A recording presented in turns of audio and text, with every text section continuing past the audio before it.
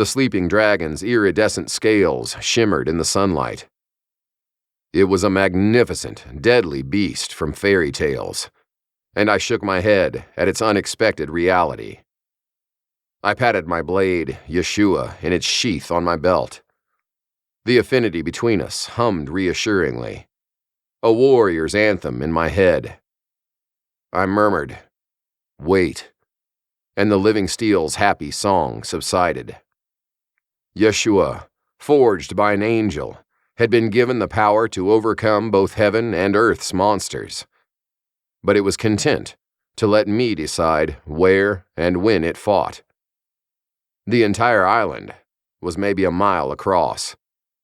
After 15 minutes of steady tramping through a jungle of unfamiliar trees, I came to its shore. The steep bank looked solid.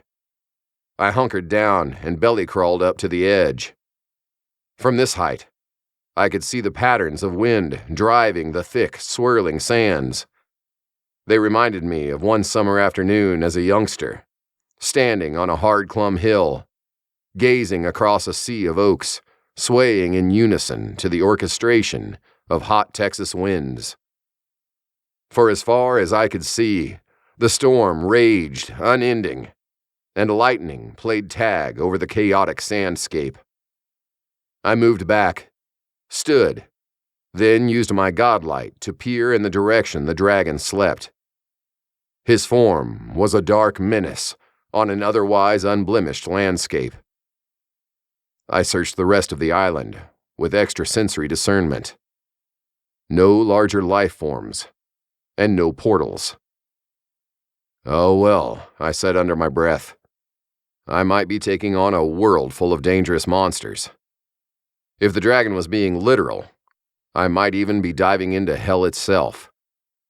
My advantage was, none of what was down there had any idea I existed. I figured staying here was certain death. Besides, there was no other way home. I took a running start and dove into the abyss.